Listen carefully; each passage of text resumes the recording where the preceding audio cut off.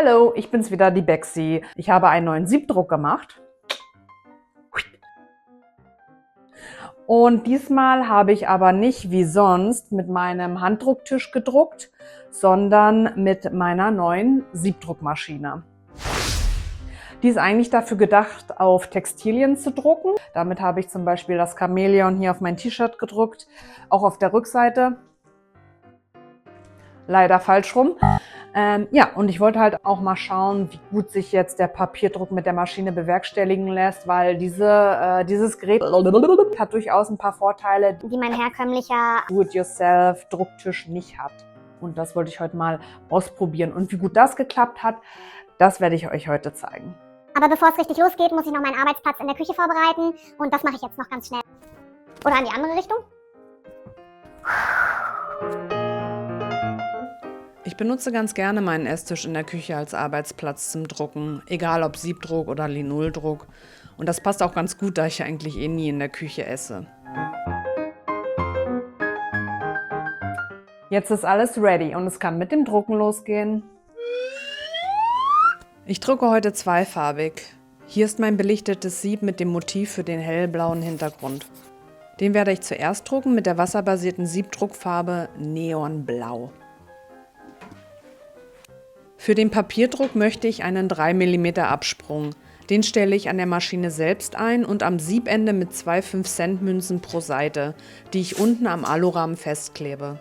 Also immer etwas Kleingeld am Start haben. So entsteht ein kleiner Abstand zum Brett, damit die Farbe sauber vom Papier abreißt und die Druckkanten schärfer werden. Ich spanne das Sieb jetzt im Druckkopf fest ein, damit es nicht mehr verrutschen kann. Weil ich leider ohne inneren Kompass geboren wurde, habe ich mir markiert, in welche Richtung ich die Knaufe drehen muss. No joke. Nochmal alles checken? Ja, das Sieb fühlt sich jetzt wie ein kleines Trampolin an. Die Folien, die ich für die Siebbelichtung verwendet habe, nutze ich jetzt nochmal, um das Papier unter dem Sieb auszurichten. Als kleines Helferlein nehme ich diese 2 Pappstreifen, die ich an der Folie befestige. So lässt sich das Ganze unter dem Sieb viel leichter ausrichten, ganz ohne ständiges Hoch- und Runterklappen. Trotz angelegter Passermarken wird es bei mir nie zu 100% passgenau. Irgendwo ist immer etwas 1 bis 2 mm verrutscht. Bei einfarbigen Drucken eigentlich total egal. Aber bei mehrfarbigen Drucken sollte man schon beim Erstellen des Designs einen Versatz mit einplanen. Mit meinen 3 Anlegemarken, die ich mir aus 250 Gramm Papier geschnitten habe, kann ich jetzt die Position der Folie fixieren. Nur zur Einordnung, Folie, Papier und Design haben alle das gleiche Format, A4. Also ich habe alles aufeinander abgestimmt.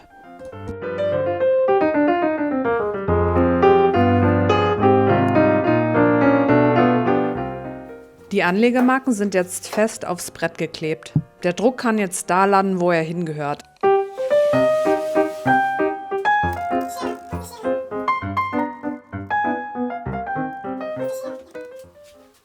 Mit dem Siebklebeband klebe ich die offenen Stellen im Sieb ab. Überall dort, wo keine Farbe hindurchkommen soll.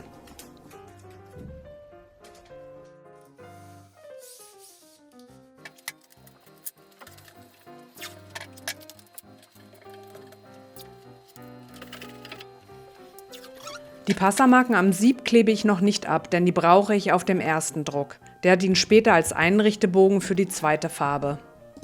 Jetzt fehlt nur noch eine Kleinigkeit. Ein Hauch Sprühkleber sorgt dafür, dass das Papier beim Drucken dort bleibt, wo es soll. Das hält für ein paar Drucke, dann muss ich nachlegen.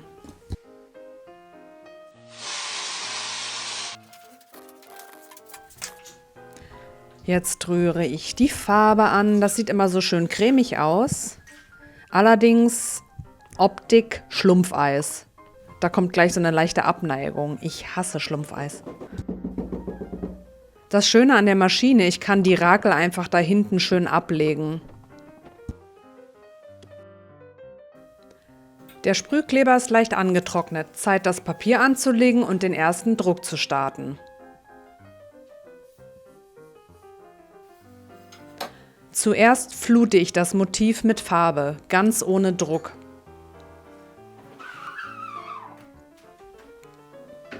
Erst beim Rakeln schiebe ich die Farbe mit Anpressdruck durch die Maschen des Siebs. Bei der hellen Farbe wiederhole ich das nochmal. Und im Anschluss noch einmal fluten, damit das Sieb nicht austrocknet. Und fertig ist mein Einrichtebogen mit den Passamarken. Sieht gut aus. Und die Passamarken kann ich jetzt am Sieb abkleben. Denn ich möchte ja nicht, dass sie auf meinen Folgedrucken auftauchen. Und weiter geht's.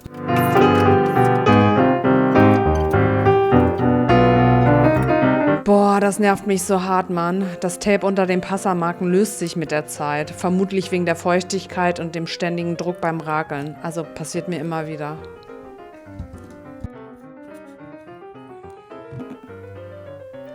Nur mal hier zum Vergleich.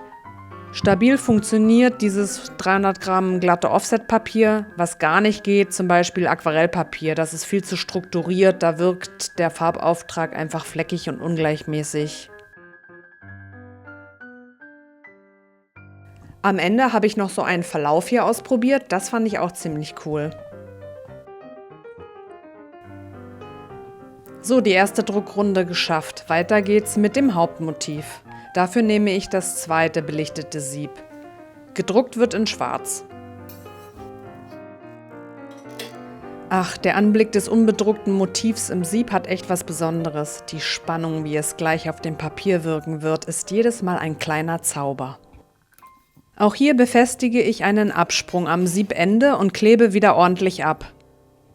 Dabei mumifiziere ich mich gerne selber. Um die zwei Farben sauber übereinander zu kriegen, hilft mir eine 2 mm dicke transparente PVC-Folie. Die klebe ich seitlich auf der Druckplatte fest, sodass ich sie einfach hin und her klappen kann. Der erste Druck mit Passamarken kommt jetzt nämlich nicht aufs Papier, sondern direkt auf die Folie. Wie ihr vielleicht seht, habe ich diesmal doch eine Rakelhalterung mittig am Sieb angebracht, aber einfach nur, weil ich es mal ausprobieren wollte. Kaum drucke ich, sind die Finger wieder schwarz. Ja, shit. Super nervig, vor allem, weil ich beim Anfassen des Papiers absolut saubere Hände brauche. Babyfeuchttücher, Lebensretter im Atelier. So, ich flute wieder das Sieb. Und rakeln. Jetzt nochmal schön fluten. Der nächste Schritt dauert, deshalb halte ich das geflutete Sieb mit einem feinen Wassernebel feucht, damit die Farbe nicht antrocknet. Hier schiebe ich den Einrichtebogen vom ersten Druck, ihr erinnert euch, unter die bedruckte Folie und richte die Passamarken aufeinander aus. Damit finde ich die richtige Position fürs Papier. Klar, ich hätte es auch wie beim ersten Mal machen können, aber diese Methode ist einfach präziser. Wenn alles korrekt ausgerichtet ist, klebe ich wieder meine 3 Anlegemarken auf. 2 unten links und eine oben rechts. Zeit, die Passamarken abzukleben. Ich habe mir vorher schon kleine Streifen vorbereitet, damit es einfach schneller geht.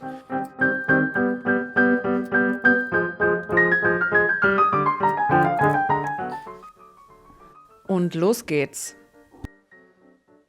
Habe ich nicht aufgezeichnet, aber der Sprühkleber ist schon drauf gesprüht.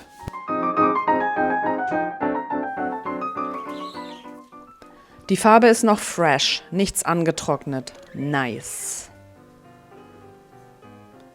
Ja, und das Ergebnis? Ich finde, sieht gut aus. Wenn am Ende einfach doch alles gut geklappt hat, dann flippe ich voll aus. Bling, bling, bling. Und das Ausflippen sieht dann so aus. Das ist auch kein Scherz, ich mache das wirklich.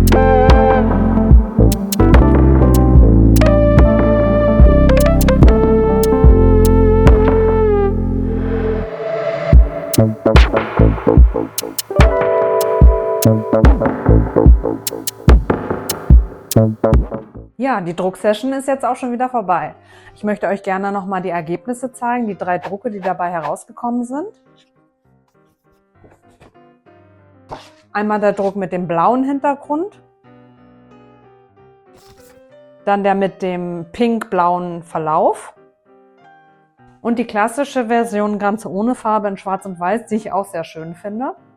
So, was ist jetzt mein Fazit? Also, ich finde, das hat eigentlich ganz gut geklappt mit der Druckmaschine. Die hat nämlich einige Vorteile. Ich kann auf jeden Fall sagen, dass von der Qualität her natürlich der Outcome ist genau gleich. Was auch sehr praktisch ist, dass das Sieb bei der Maschine von alleine oben bleibt und beim Drucktisch eben nicht. Da muss ich da immer was dazwischen klemmen. Bei der Maschine muss ich mich nicht so weit runterbeugen. Da ist der Drucktisch auf Hüfthöhe.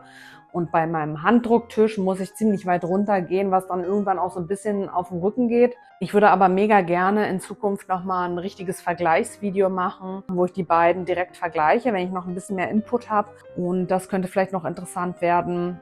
Falls euch interessiert, wie ich jetzt ausschließlich auf meinem Handdrucktisch gedruckt habe, schaut euch gerne das letzte Video an. Und ihr seid übrigens die Besten, weil ihr habt bis hierher geschaut oder bis hierher vorgespult. Ich weiß es nicht. Auf jeden Fall wünsche ich euch einen schönen Abend. Bis dann, ciao, eure Bexi.